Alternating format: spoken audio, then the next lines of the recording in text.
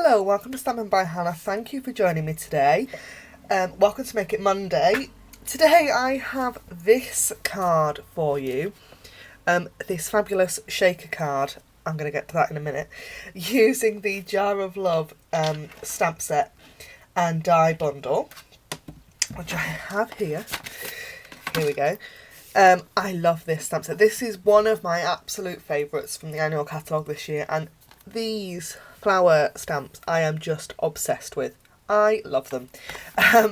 There are two stamp sets in the autumn winter catalogue that I'll link to below that coordinate with this to make it festive and Halloweeny. So if you want to order that ready for Halloween, I'd get the link will be in the down bar below. Order it soon, because it takes 3 to 5 working days for an order to be delivered to you. So get it ordered now. Or there's the Christmas version as well. But it's fab, and there are so many dies in this one. How many dies have we got in here? I can't remember. It's oh, excuse me. Oh no. How many dies? 17 dies in there that completely coordinate. They cut out the jars, the bow, flowers, the little fish, everything. I've already done some die cutting for this card because I think otherwise this card is going to go on this video is going to go on forever. But like I said, so it's a shaker card. Well, it's supposed to be, because there's not a lot of shaking going on in there, is there? Something went wrong with this one. I know exactly what I've done, and I'm going to correct it on video for you. So I have done a bit of prep work already, because you don't want to sit and watch me stamp all these flowers and then die cut them all out. That's going to get really dull. So I've got a soft sky card base and a piece of Whisper White that is 1/2 centimetre shorter and narrower, and I need a second piece of Whisper White, so let me just go and get one of those.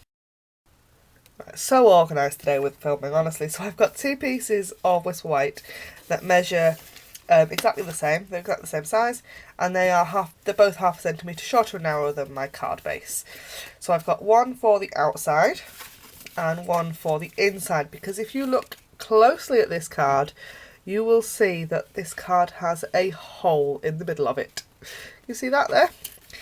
So that Spread the Love is actually on the inside. I'm trying to find a sentiment that makes sense to go on the inside. I've got to admit, I just haven't. I don't know what's happened. I made this card and then forgot about that bit apparently.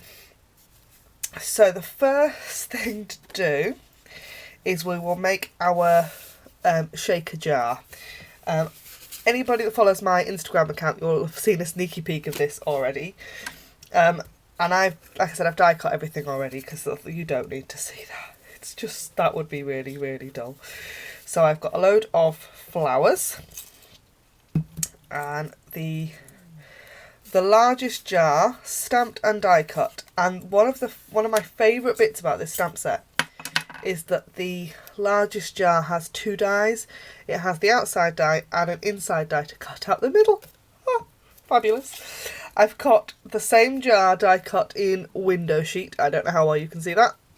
And a plain white one. When you're die cutting window sheet, I have a slight top tip. Make sure it's cut through, because I don't know how well you can see that, but I die cut it once and it sort of ended up staying in at the top.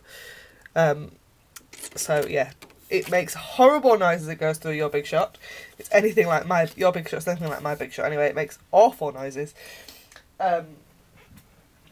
while it's going through, but I tend to run it through sort of 3 or 4 times to make sure it's gone. And after that, it should be alright. So, a couple of extra bits that we need for the jar.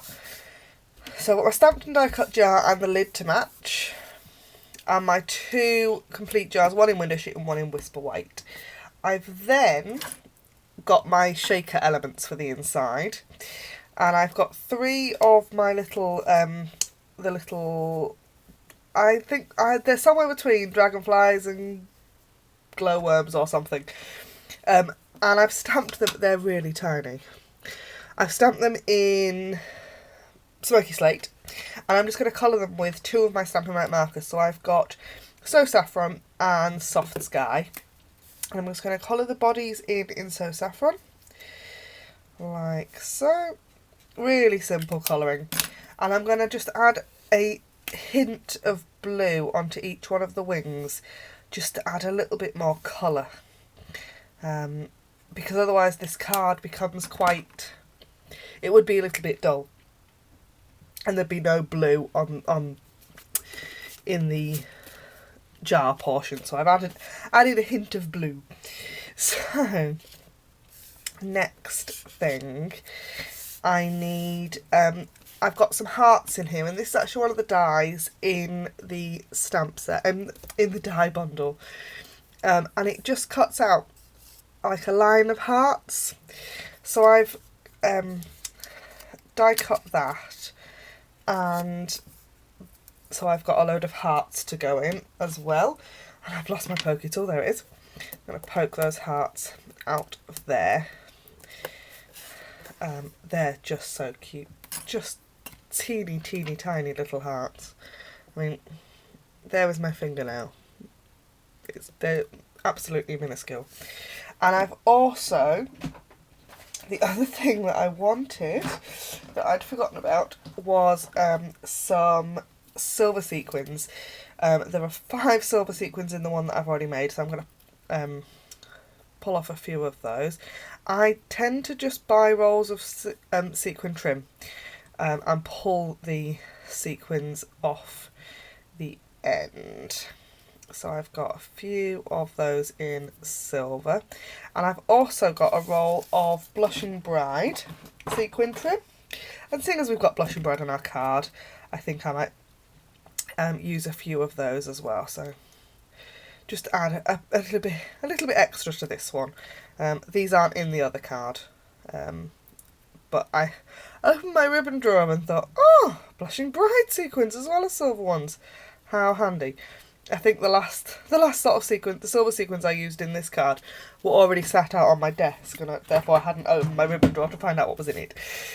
So next we're going to put the window sheet onto the back of our jar, and because they are exactly the same size, this can be a little bit fiddly. I grab my silicone mat when I'm doing anything like this because it stops me from getting quite so messy. And I'm going to use fast fuse. You could use liquid glue, but I tend to end up with the liquid glue all over the place, rather than, and it ends up on the front of the window sheet, and that's just not really where you want it. So a bit of fast fuse on the back. The only thing with using fast fuse is you've got to get it right first time. So we're going to line that up like so. But because it is window sheet, it doesn't matter too much if there's a hint of it sticking off the edge, because it's clear and you can't see it. So next I am going to, I'm trying to remember the order I did this one in. I've got some strips of foam tape, and I'm just going to go around the jar with my foam tape. Now this foam tape is incredibly bendy, and I was about to, I think on that one I wasn't sure about going around the bottom, so I think I cut it, but actually it goes round alright. Can you see how bendy that is? Isn't that fab?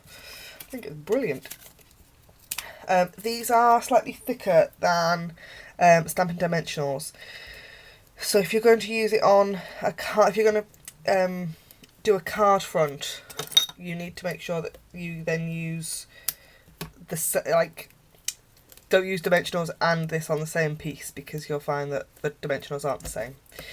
And you need to make sure that you've got a constant barrier all the way around to stop things falling out. Otherwise you might lose your sequins. Now, the bit that I didn't do on this card was this next step, and I've got my embossing buddy. And this is the bit that I always tend to forget, is to add some embossing buddy into the middle, and try and get it into the corners around the edges. Not make sure that your sticky tape is still on, your backing tape is still on, so that you don't take the sticky away from your dimensional, your foam strip, but just take kind of the stickiness off the very edges, because I'm just going to scooch all this up into here and try and get it all the right way around, because that we're currently looking at the back, so I want the I want my little critters facing downwards, like so, and I want my hearts facing downwards as well, because there is a definite front and a back to these.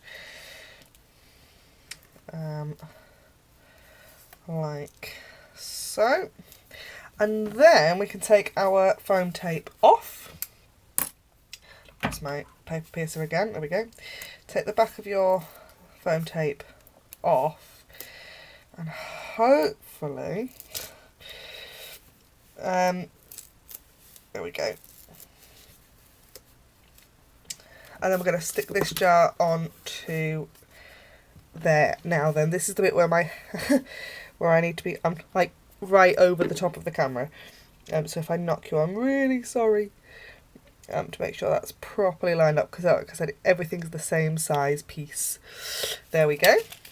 And then everything shakes inside, all on top of each other, because I left it in a part. There we go.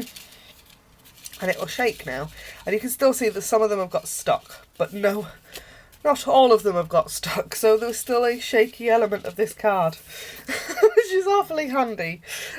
It's still cute, and I'll still send it. It just doesn't quite do the same job as it was supposed to do. I'm going to add the lid to my jar, because otherwise it's an open jar and those bugs are going to escape. So, get it on the right way around, always a good idea. So, lid on there. And then we just need to assemble the rest of our card. So, the reason I've done this bit first is because it helps with the placement of the next bit. So we're going to have one of our pieces of Wisp White on the front, and we're going to attach that straight on. Now, I will admit there is a point to this where this card you have to stamp onto this piece, but you need to die cut it first. So it's one of those cases of putting your big girl pants on. We're going to lay that our shaker jar down, and then I've got the smallest jar die in the set, and I'm going to lay that over the top, so just for placement. So I'm going to put my for where I want this cut out. So I'm actually going to raise the whole thing up here, because this love is a bit low down when you open the card. So I'm going to leave that there. I'm going to take that jar away, and I have a heap, I don't know about you, I have a heap of retired washi tape, and actually some of it's actually on the mount of my camera, so the stuff I'd normally use I'm not going to use because you'll shake, but I use retired washi tape all the time to adhere my dies down before I die cut. The reason being, and I will share this with you, my cutting plates on my Big Shot a little bit past it, just a little bit. Let me get them for you.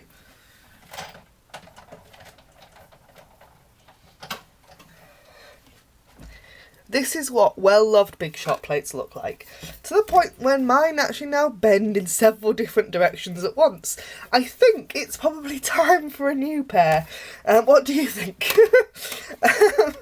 So I am, even though I always have my magnetic platform on my Big Shot, I still use my washi tape because nothing's getting through those.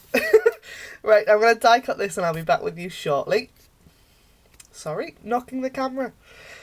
Oh, it's one of those days today, I'm telling you. So, this die is going to die cut through both the Wisp White piece and the Soft Sky piece.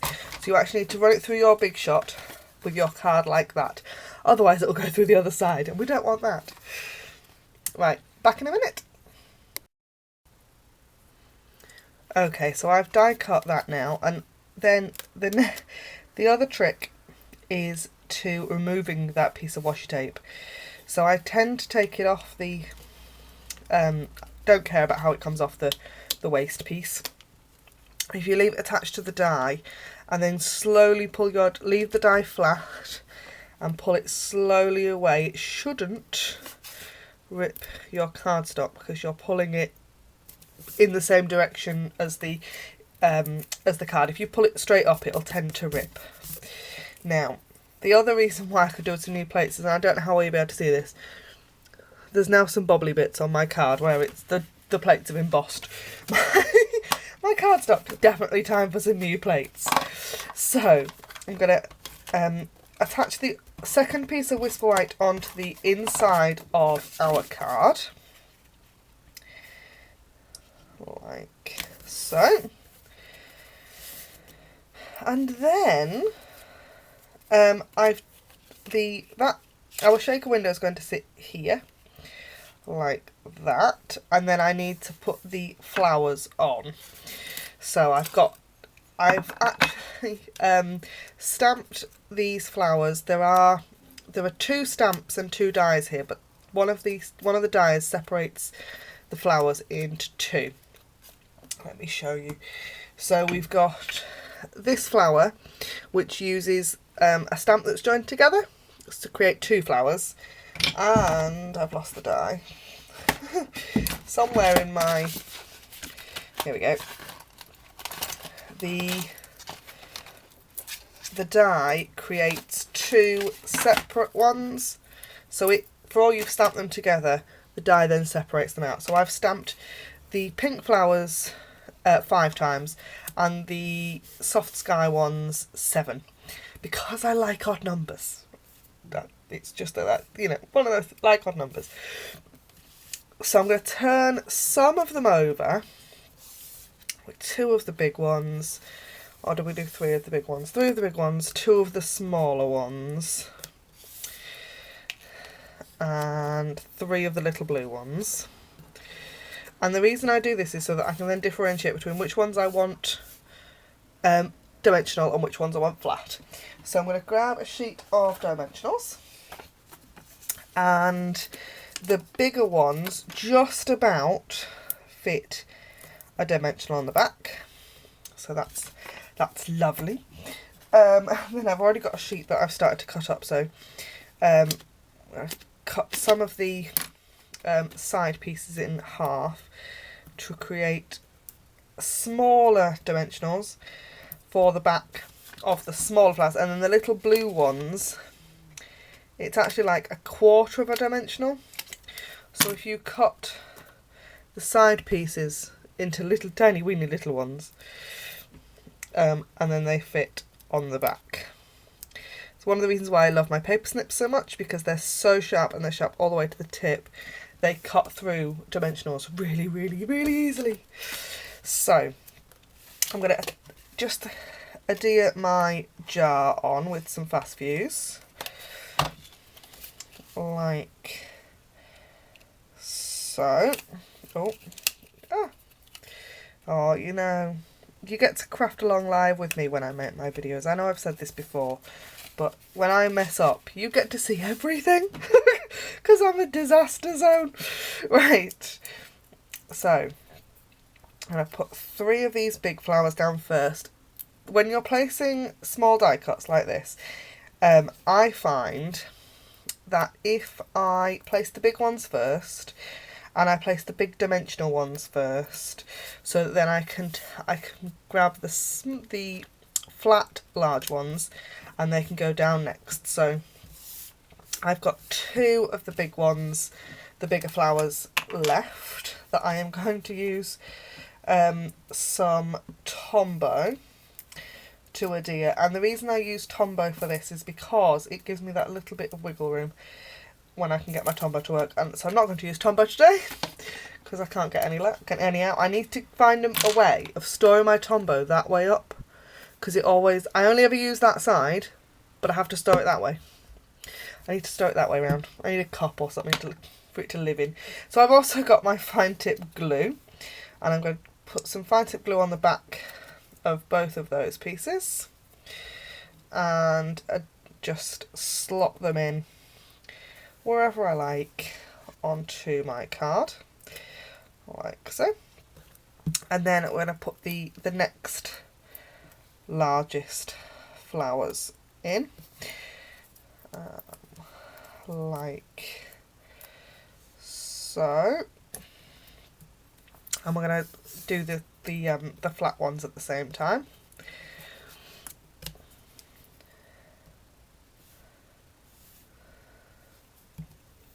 And you only need a tiny weeny little bit of glue. You don't need to go completely mad with wet glue. A little dab is more than enough for most things. I think.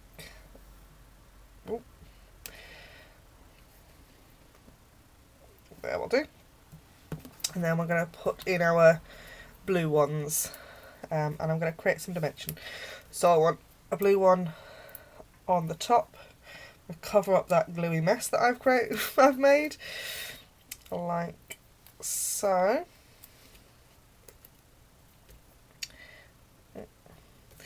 And then just to get the little ones on, the easiest way I find is to put the glue on the card,